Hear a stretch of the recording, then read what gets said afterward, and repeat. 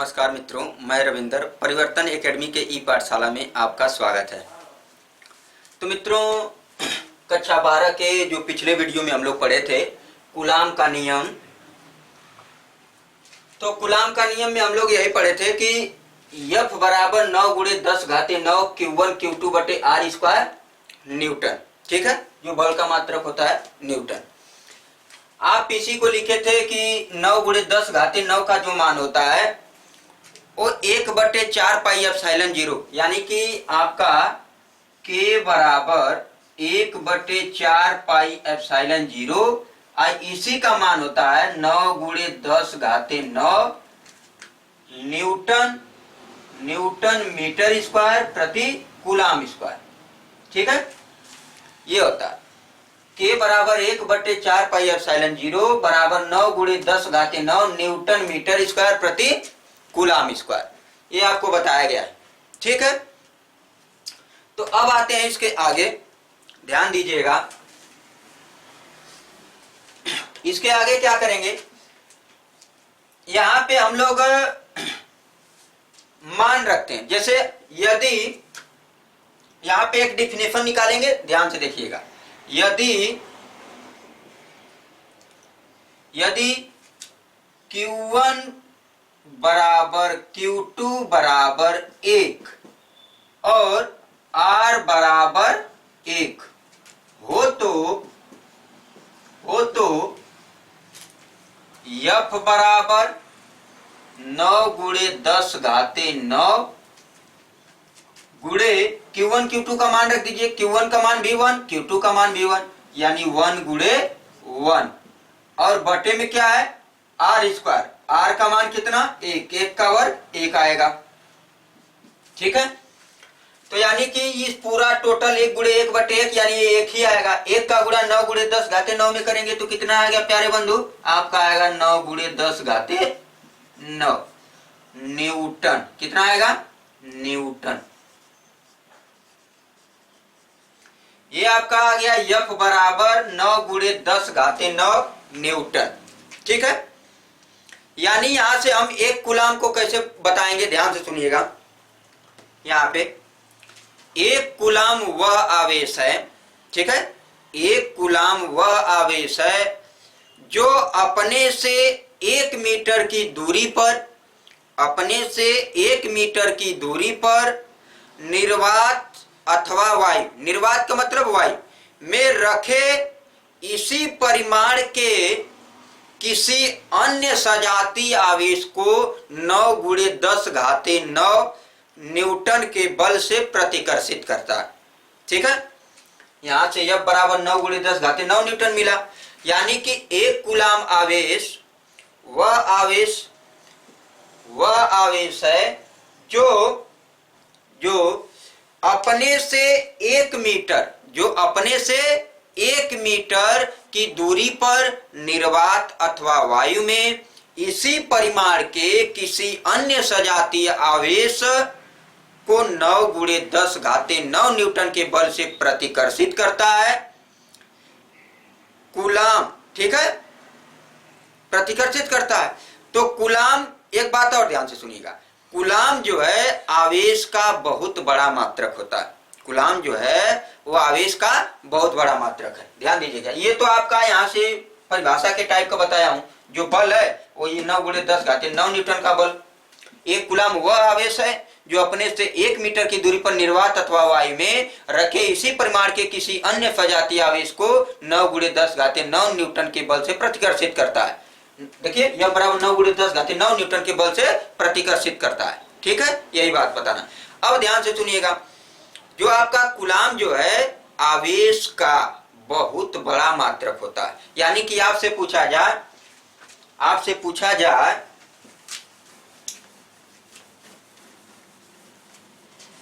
कि आवेश का सबसे बड़ा मात्रक, ठीक है, कूलाम जो है आवेश का सबसे बड़ा मात्रक होता है। तो आपसे पूछेगा कि आवेश का सबसे बड़ा मात्रक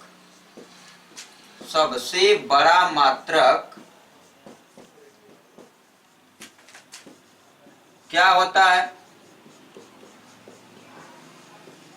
ये क्वेश्चन रहेगा। तो आप क्या उत्तर देंगे एक लाइन में? आपका एक नंबर में आ सकता है कि आवेश का सबसे बड़ा मात्रक क्या होता है? बताएंगे कि आवेश का सबसे बड़ा मात्रक जो होता है कूलाम होता है। ठीक है, कूलाम। आज कूलाम को किससे प्रदर्शित करते हैं प्यारे बंधु? कूलाम को सी से प्रदर्शित करते हैं। किससे? सी से। यानी कि आपसे पूछेगा कि आवेश का सबसे बड़ा मात्रक, तो कूलाम बताएंगे। या आपको कहा जाएगा कि कूलाम जो है किसका मात्रक है, तो आप बताएंगे किसका? आवेश का। कूलाम बड़ा मात्रक है लेकिन किसका मात्रक है? आवेश का। ठीक है, ये चीज है। आप कूलाम को किससे प्रदर्शित करते हैं? सी से प्रदर्शित करते हैं। ठीक है, अब ध्यान दीजिएगा इसके आगे प्यारे बंधु आपको बताता हूं मैं कि आप लोगों को इतना पता है कि 9 गुणे 10 घाते 9 कितना का मान होता है? 1/4 पाई एप्सिलॉन 0 का मान। यानी कि देखिए F बराबर 1/4 पाई एप्सिलॉन 0, ये 9 गुणे 10 घाते 9 का मान 1/4 पाई एप्सिलॉन 0। यानी कि 9 गुणे 10 घाते 9 किसका मान होता है? 1/4 पाई एप्सिलॉन 0 का मान। आइए पहले से है Q1 Q2 बटे R स्क्वायर। ठीक है प्यारे बंधु, F बराबर 1/4 पाई एप्सिलॉन 0 Q1 Q2 बटे R स्क्वायर। इसको लिख लेते हैं ऐसे 1/4 पाई एप्सिलॉन 0 Q1 Q2 बटे R स्क्वायर। ठीक है, यानी कि हमें जो F का मान मिला है 1/4 पाई एप्सिलॉन 0 Q1 Q2 बटे R स्क्वायर। यही तो आपका क्या है? कूलाम का नियम है। इसको समीकरण 1 बना के रखिए, ये काम आने वाला है अभी आगे। ठीक है, F बराबर 1/4 पाई एप्सिलॉन 0 Q1 Q2 बटे R स्क्वायर, ये समीकरण 1 बना के रखिए, अभी काम आने वाला है। ठीक है, ध्यान से सुनिएगा। तो मैं इसको ऊपर लिख दे रहा हूं, उसके बाद अगली आपको हेडिंग बताता हूं। इस समीकरण को यहां पे मैं लिख दे रहा हूं F बराबर 1/4 पाई एप्सिलॉन 0 Q1 Q2 बटे R स्क्वायर। इस समीकरण को मैं यहां पे लिख दिया। ये समीकरण आपका काम आने वाला है आगे। ठीक है, अब ध्यान दीजिएगा। अब हमें अगला हेडिंग क्या है सुनिएगा, एप्सिलॉन 0। ठीक है, एक चीज मैं यहां पे आपको बता देता हूं। आप कहेंगे कि एप्सिलॉन 0 सर आप बोल रहे हैं वो है क्या आपका? तो एप्सिलॉन 0 आपको बोला जाता है प्यारे बंधु, ध्यान से सुनिएगा। इसको एप्सिलॉन 0 को आप बोलेंगे एप्सिलॉन 0। ठीक है, एप्सिलॉन 0 यानी कि 0 बोलेंगे। ठीक है, 0। अच्छा, एप्सिलॉन 0 तो आप तो इसको बोल ही रहे, लेकिन है क्या ये आपका जो इसी को बोला जाता है निर्वात की वैद्युतशीलता। यानी कि आपसे कोई कहेगा कि निर्वात की वैद्युतशीलता क्या होती है, तो आप बताएंगे कि एप्सिलॉन 0 निर्वात की वैद्युतशीलता। ठीक है, ये चीज है आपका। ठीक है, परमिबिलिटी बोला जाता है, यानी निर्वात की वैद्युतशीलता एप्सिलॉन 0 को प्रदर्शित करता है। एक चीज और बता दे रहा हूं आपको कि यहाँ पे तो एप्सिलॉन 0 था, तो एप्सिलॉन 0 तो है ही, लेकिन एप्सिलॉन 0 का आप बोल क्या रहे हैं? निर्वात की वैद्युतशीलता। अभी आगे मिलेगा आपको एप्सिलॉन। तो एप्सिलॉन को क्या बोलेंगे? परावैद्युत का वैद्युतशीलता, परावैद्युतांक का, ऐसे भी लिख सकते हैं। ठीक है, परावैद्युतांक का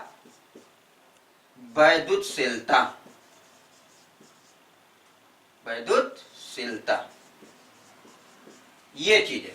यानी कि एप्सिलॉन 0 रहेगा तो निर्वात की वैद्युतशीलता, और सिर्फ एप्सिलॉन रहेगा 0 नहीं रहेगा तो परावैद्युत का वैद्युतशीलता। आपसे ये चीज पूछ भी लेता है कभी कभी कि एप्सिलॉन 0 क्या है, तो आपको बताना पड़ेगा निर्वात की वैद्युतशीलता। कोई पूछ देगा कि एप्सिलॉन क्या है, तो आपको बताना पड़ेगा कि परावैद्युत की वैद्युतशीलता, यानी परावैद्युतांक की वैद्युतशीलता। ठीक है, तो ये चीज आपके बेसिक जानकारी, ये चीज अगर जानते रहेंगे तो आगे आपको दिक्कत नहीं आने वाली। ठीक है, तो अब ध्यान दीजिएगा, इतना जानने के बाद अब यहां पे हम लोग जानेंगे कि एप्सिलॉन जीरो, हेडिंग है ये, एप्सिलॉन जीरो का अंकिक मान, एप्सिलॉन जीरो का अंकिक मान तथा मात्रक, ये चीज आपकी हेडिंग है, बहुत ही इंपॉर्टेंट हेडिंग। ठीक है, एप्सिलॉन जीरो का अंकिक मान तथा मात्रक, यानी कि एप्सिलॉन जीरो का कितना मान होता है वो आपको बताना है, और एप्सिलॉन जीरो का मात्रक क्या होता है वो आपको बताना है। ठीक है, तो एप्सिलॉन जीरो का अंकिक मान तथा मात्रक किस मान से निकालेंगे? अब देखो इसी का काम पड़ेगा, इसी वाले समीकरण एक का काम पड़ेगा जो कि कूलाम के नियम से हमें मिला है।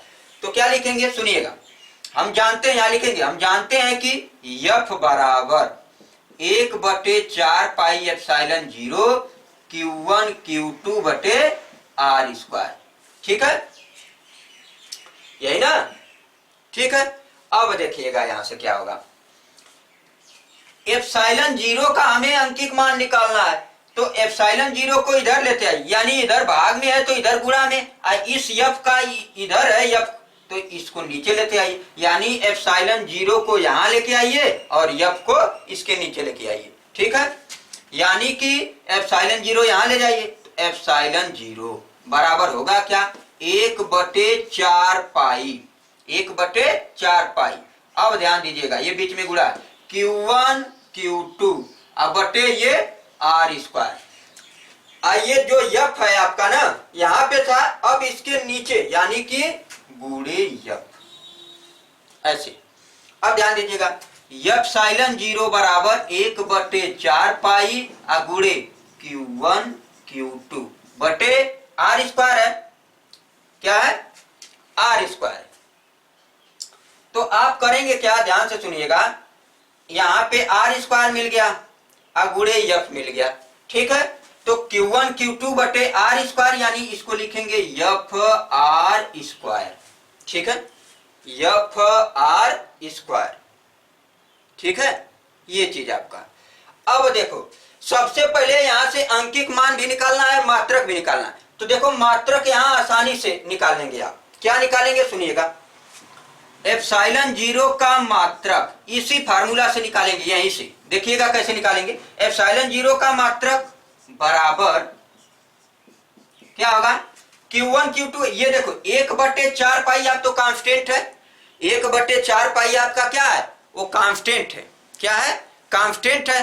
तो आप करेंगे क्या, ध्यान से सुनिएगा, आपको ये पता होना चाहिए, सुनिएगा ध्यान से, कि एप्सिलॉन जीरो का मात्रक होगा क्या।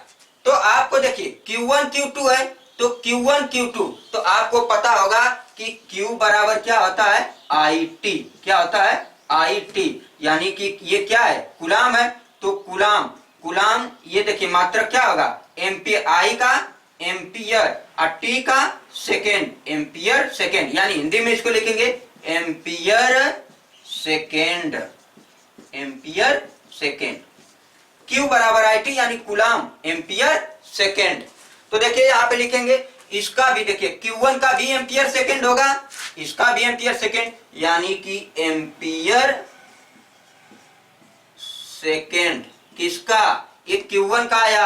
अब देखिए Q2 का एम्पियर सेकेंड, अरे भाई साहब Q1 Q2 और Q आवेश ही है, तो आवेश का यानी कूलाम, कूलाम आवेश का मात्रक कूलाम, तो कूलाम क्या होता है, कूलाम एम्पियर सेकेंड। Q बराबर IT अभी बताया हूं आपको, Q बराबर IT, I ampere, T second. ठीक है, तो यहाँ पे धारा का मात्रक एम्पियर और सेकेंड टाइम, समय का मात्रक सेकेंड।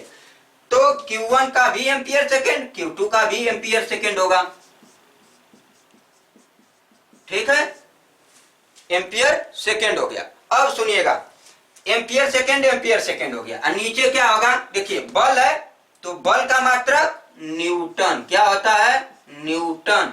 ये क्या है, आर है, त्रिज्या, त्रिज्या को किसमें, मीटर, मीटर में मापते हैं, तो यहाँ पे मीटर। अब भाई साहब आपका क्या है, स्क्वायर है ना, तो मीटर स्क्वायर। यानी यहां से एप्सिलॉन जीरो का मात्रक क्या आ रहा है, ध्यान से सुनिएगा, लास्ट है एकदम। एप्सिलॉन जीरो का मात्रक एकदम रिजल्टेंट है ये। एप्सिलॉन जीरो का मात्रक एम्पियर में एम्पियर, यानी एम्पियर घाते एक, एम्पियर घाते एक, एम्पियर घाते दो। अब सुनिएगा, ये सेकेंड घाते एक, सेकेंड घाते एक, सेकेंड घाते दो, यानी कि एम्पियर का एम्पियर में गुणा करेंगे एम्पियर स्क्वायर, सेकेंड का सेकेंड में गुणा करेंगे सेकेंड स्क्वायर।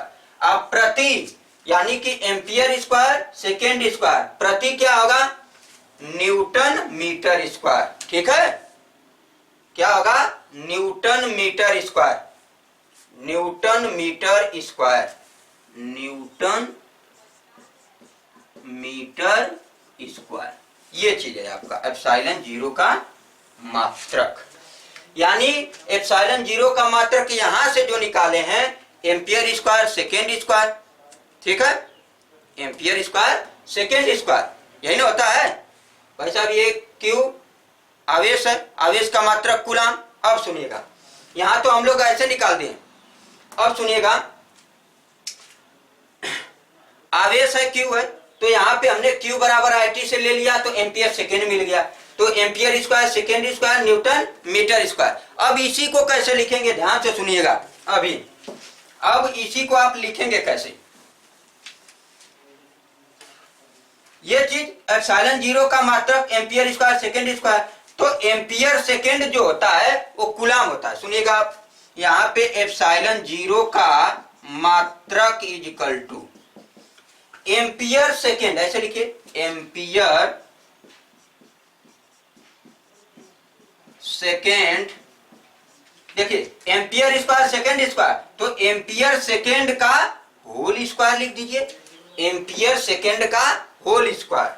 अब बटे क्या है, newton metre square, newton metre square. देखिए हम लास्ट में निकालेंगे रिजल्टेंट। ये तो आप एप्सिलॉन जीरो का मात्रक एम्पियर स्क्वायर सेकेंड स्क्वायर प्रति न्यूटन मीटर स्क्वायर बता सकते हैं, लेकिन इसका जो मेन आपका मात्रक आएगा वो आने वाला है। देखिएगा क्या होगा, देखिए कूलाम का होता है एम्पियर सेकेंड, यानी कि आवेश का मात्रक कूलाम होता है। ठीक है, आवेश का मात्रक क्या होता है, कूलाम होता है, तो कूलाम जो होता है एम्पियर सेकेंड। ठीक है, तो एप्सिलॉन जीरो का मात्रक आपका क्या हो जाएगा, एम्पियर सेकेंड, यानी कूलाम स्क्वायर, यानी ये सी स्क्वायर, यानी इसको लिखेंगे हिंदी में कूलाम स्क्वायर, अब प्रति newton metre square, newton metre square. ये चीज है आपका, ये है आपका मेन। यानी कि आपसे बस पूछा जाएगा कि एप्सिलॉन जीरो का मात्रक क्या आता है, कूलाम स्क्वायर प्रति न्यूटन मीटर स्क्वायर। आप निकालेंगे ऐसे जैसे मैं निकाला, कूलाम का मात्रक, एप्सिलॉन जीरो का मात्रक कूलाम स्क्वायर प्रति न्यूटन मीटर स्क्वायर होता है। अब देखो कि अंकिक मान क्या होगा किसका, एप्सिलॉन जीरो का। एप्सिलॉन जीरो को हिंदी में क्या बोलते हैं, निर्वात की वैद्युतशीलता। अब देखिए, अब आगे आपका क्या है कि एप्सिलॉन जीरो का आपका क्या है, अंकिक मान।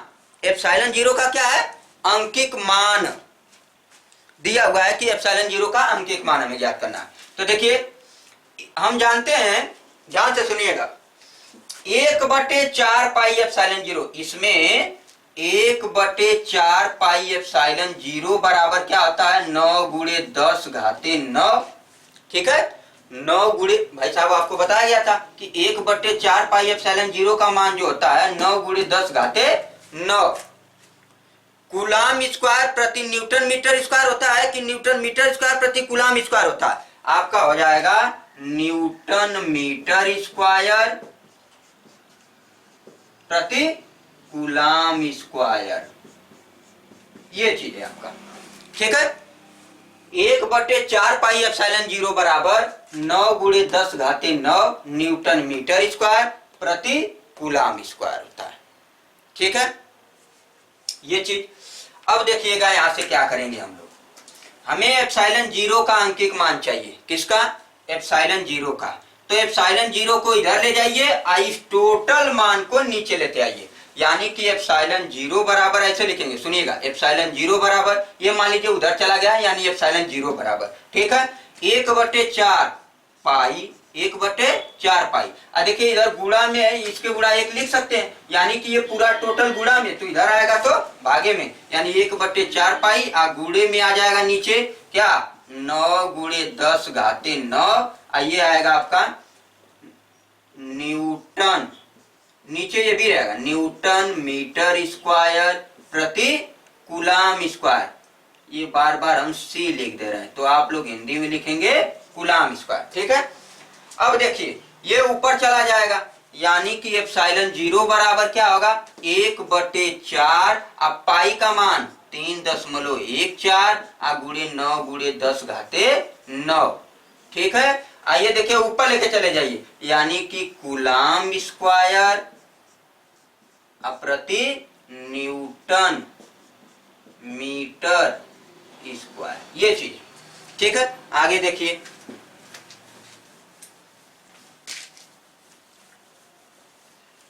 यहां से एप्सिलॉन जीरो का मान, एप्सिलॉन जीरो बराबर 1/, इतना, ठीक है। तो 1/ गुणा कर लीजिए, क्या होगा, 9 चौको 36, गुणे 3.14 गुणे 10⁻9, ये आपका मात्रक क्या है, कूलाम स्क्वायर। देखिए कूलाम सी स्क्वायर, प्रति न्यूटन यानी n, metre square m square, ठीक है। Coulomb square newton metre square, ठीक है। हिंदी में ना लिख करके इसको इंडिकेट कर दिया हूं, ठीक है। अब देखिए तो एप्सिलॉन जीरो का मान इतना। अब सुनिएगा, एप्सिलॉन जीरो का एक्चुअल मान जब आप निकालेंगे तो कितना आएगा, कितना आएगा, एप्सिलॉन जीरो बराबर 1/36 × 3.14, यानी कि आपका एक में जब ये पूरा का गुणा करके भाग देंगे ना, तो आपका कितना आएगा, सुनिएगा, एप्सिलॉन जीरो, आपको यहाँ भाग देने की जरूरत नहीं है, आप यहाँ पे इसका पूरा वैल्यू याद कर लीजिए, क्योंकि एप्सिलॉन जीरो का मान डायरेक्ट आप लिख सकते हैं, ठीक है। यहाँ पे हल करने की जरूरत नहीं है, तो आप एप्सिलॉन जीरो का मान यहाँ पे डायरेक्ट रख सकेंगे, कोई दिक्कत नहीं आने वाला है, ठीक है। अब भाग देना चाहते हैं तो पूरा भाग दे करके काटिए, जितना आएगा वही आएगा, ठीक है। तो एप्सिलॉन जीरो का जो मान एक्चुअल में रिजल्ट आया है 8.85 × 10⁻12 कूलाम स्क्वायर प्रति न्यूटन मीटर स्क्वायर, ये है आपका मान, ठीक है, ये आपका मान है। तो ये चीज आपको पता होना चाहिए कि एप्सिलॉन जीरो का जो मान होता है 8.85 गुणे 10⁻12 कूलाम स्क्वायर प्रति न्यूटन मीटर स्क्वायर होता है, ठीक है। तो ये चीज आपको पता होना चाहिए। तो यहाँ पे एप्सिलॉन जीरो का अंकिक मान हम लोग जान गए, अंकिक मान कितना है, 8.85 × 10⁻12 कूलाम स्क्वायर प्रति न्यूटन मीटर स्क्वायर। और एप्सिलॉन जीरो का हमें एप्सिलॉन जीरो का हमें मात्रक भी मालूम हो गया। अब हम जो करेंगे इसके आगे वो आइए देखते हैं, आपका होगा इसके आगे वाला, देखिए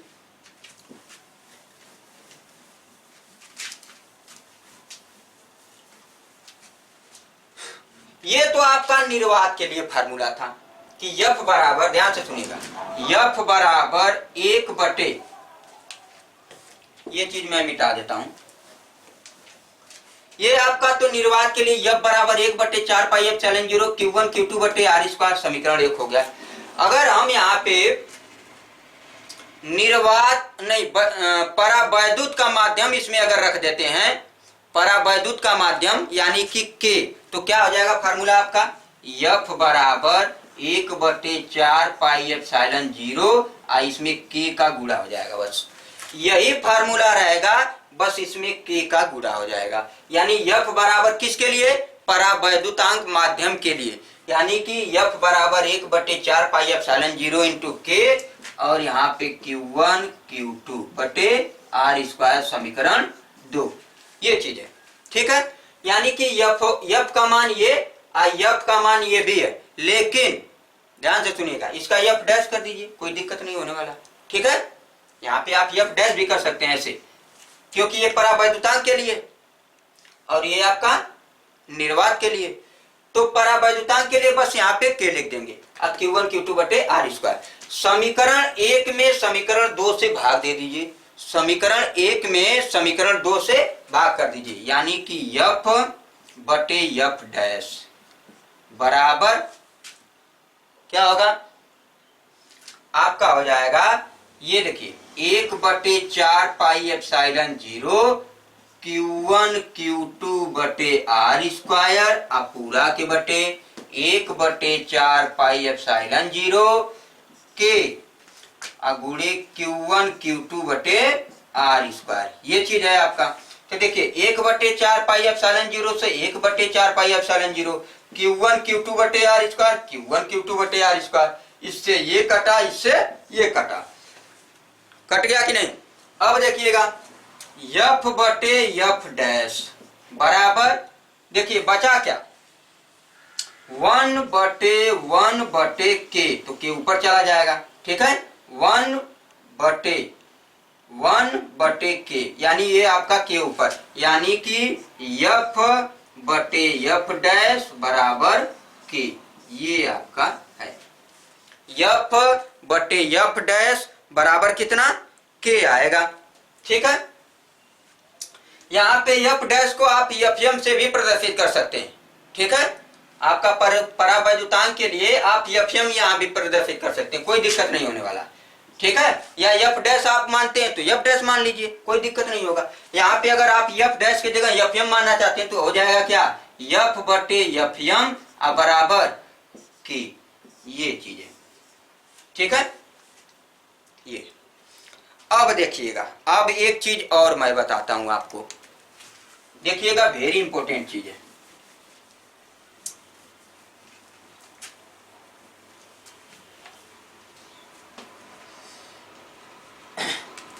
जो अभी फार्मूला पढ़े हैं कि fm इजकल टू या f डैश इजकल टू 1 बटे 4 पाई एप्सिलॉन 0 इंटू k, ठीक है, Q1 Q2 बटे आर स्क्वायर। एप्सिलॉन 0 k के स्थान पे हम एप्सिलॉन ही लिख सकते थे, एप्सिलॉन भी लिख सकते थे, कोई दिक्कत नहीं होने वाला था। यानी कि एप्सिलॉन 0 k के स्थान पे क्या हम लिख सकते हैं एप्सिलॉन, क्या लिख सकते हैं एप्सिलॉन। यानी कि अगर यहाँ पे हम लिखना चाहते हैं तो क्या लिख सकते हैं 1 बटे 4 पाई एप्सिलॉन 0 इंटू के है, तो इसके स्थान पे क्या आप एप्सिलॉन लिख दीजिए, एप्सिलॉन 0 के स्थान पे एप्सिलॉन लिख दिए, और ये Q1 Q2 बटे आर स्क्वायर, ये आपका फार्मूला ये भी हो जाएगा, ठीक है। यानी कि एप्सिलॉन 0 इंटू के का मान एप्सिलॉन होता है। अब यहां से k का मान क्या होगा प्यारे बंधु, एप्सिलॉन अपान एप्सिलॉन 0, ये एप्सिलॉन अपान एप्सिलॉन 0, ये चीज है आपका। तो मित्रों ये बताओ कि अब इसके आगे जो है एप्सिलॉन k बराबर एप्सिलॉन अपान एप्सिलॉन 0, तो यहां k क्या है परावैद्युतांक है, क्या है परावैद्युतांक। तो अच्छा आपसे पूछा जाए कि परावैद्युतांक की परिभाषा बता दीजिए आप, तो देखिए इसी आप फार्मूला से परावैद्युतांक की परिभाषा कैसे देंगे, सुन लीजिए बढ़िया से। परावैद्युतांक किसका परावैद्युतांक, तो उससे पहले मैं इस फार्मूला के बारे में पूरा निचोड़ आपको बता देता हूं। के क्या है प्यारे बंधु, आपका परावैद्युतांक है, माध्यम का परावैद्युतांक, माध्यम का परावैद्युतांक, ठीक है। और के क्या है एप्सिलॉन क्या है प्यारे बंधु, अब ध्यान दीजिएगा। तो इसके आगे आपका पता होना चाहिए कि एप्सिलॉन है क्या है आपका, एप्सिलॉन आपका परावैद्युत का, ध्यान दीजिएगा सॉरी, ये एप्सिलॉन जो है आपका परावैद्युत का वैद्युतशीलता, परावैद्युत की वैद्युतशीलता है, वैद्युतशीलता ये है आपका। तो एप्सिलॉन परावैद्युत की वैद्युतशीलता है। एप्सिलॉन 0 क्या है प्यारे बंधु, एप्सिलॉन 0 आपका क्या है, निर्वात की वैद्युतशीलता। किसकी? निर्वात की वैद्युतशीलता।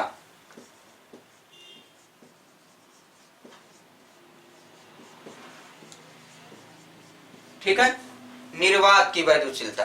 यानी कि सब माने हमें पता हो गया कि K क्या है, माध्यम का परावैद्युतांक, एप्सिलॉन क्या है, परावैद्युत की वैद्युतशीलता, एप्सिलॉन 0 क्या है, निर्वात की वैद्युतशीलता। तो हमें अब जो है डिफिनेशन बताने में बहुत ही आसानी हो जाएगा। ध्यान दीजिए, किसी माध्यम का परावैद्युतांक, किसी माध्यम का परावैद्युतांक परावैद्युत की वैद्युतशीलता तथा निर्वात की वैद्युतशीलता के अनुपात को माध्यम का परावैद्युतांक कहते हैं। परावैद्युत की वैद्युतशीलता तथा निर्वात की वैद्युतशीलता के अनुपात को निर्वात माध्यम का परावैद्युतांक कहते हैं। क्या बोले हैं? परावैद्युत की वैद्युतशीलता तथा निर्वात की वैद्युतशीलता के अनुपात को माध्यम का परावैद्युतांक कहते हैं। अब देखिए, इसको लिख लीजिए। कैसे लिखेंगे? आपसे पूछेगा परावैद्युतांक किसे कहते हैं, ये बहुत ही इंपॉर्टेंट परिभाषा, तो इसको लिख दीजिएगा आप। परावैद्युत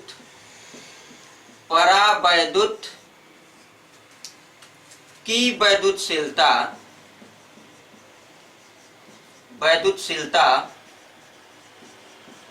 परावैद्युत की वैद्युतशीलता तथा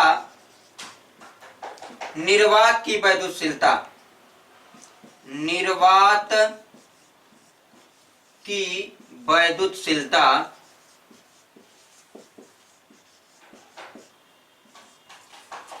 परावैद्युत की वैद्युतशीलता तथा निर्वात की वैद्युतशीलता के अनुपात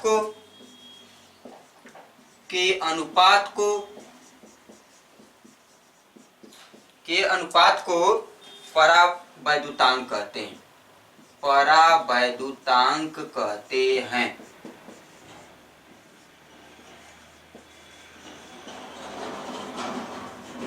ठीक है, क्या कहते हैं? परावैद्युतांक कहते हैं।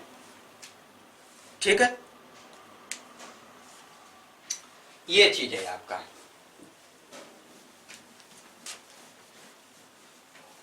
आप इतना समझ गए। इतना समझने के बाद अब जो है कि आगे आपका 2 ठो और हेडिंग बचा हुआ है जो कि बहुत ही महत्वपूर्ण है। ठीक है, उसको अगले वीडियो में बताया जाएगा। ठीक है, अगर आपसे यहीं पे पूछा जाए, ध्यान से सुनिएगा, अगर आपसे पूछा जाए कि 1 माइक्रो कूलाम में कितना कूलाम होता है, 1 माइक्रो कूलाम में कितना कूलाम होता है, आपसे पूछ लिया जाए, तो क्या बताएंगे आप? 1 माइक्रो कूलाम में आपका कितना कूलाम? 10⁻6 कूलाम होता है। यानी सी बफ लिख दीजिए, मालूम हो जाएगा। ठीक है, यानी कि 1 माइक्रो कूलाम में 10⁻6 कूलाम होता है। आपसे पूछा 1 माइक्रोमीटर में कितना मीटर, तो 10⁻6 मीटर, तो 1 माइक्रो कूलाम में 10⁻6 कूलाम हो जाएगा। ठीक है, तो प्यारे बंधु, इतना हम लोग आज जाने हैं। इसके अगले वीडियो में आपको और बेहतर तरीके से और हेडिंगों के बारे में और जानकारियों के बारे में आपको नॉलेज दिया जाएगा। ठीक है, तो इसके अगले वीडियो में आपको 2 हेडिंग और है जो कि आपका सिद्ध करने वाला है। यानी कि आपको इतना जो बताया गया है, इतना अच्छे तरीके से समझ लीजिएगा। इसमें बता दूं आपको मित्रों की महत्वपूर्ण क्या है, आपका जो कूलाम का नियम है और उसके बाद जितनी आपकी ये परिभाषाएं बताया हूं, जो सिद्ध किया हूं, एप्सिलॉन 0, एप्सिलॉन क्या है, एप्सिलॉन 0 क्या है, एप्सिलॉन 0 का आंकिक मान क्या है, परावैद्युतांक क्या है, ये बहुत ही महत्वपूर्ण है। तो इस चीज को आप अच्छे तरीके से याद कर लीजिएगा, ज्ञान हासिल कर लीजिएगा इस वीडियो को देख करके। उसके बाद अगले वीडियो में आपको बताया जाएगा। धन्यवाद मित्रों।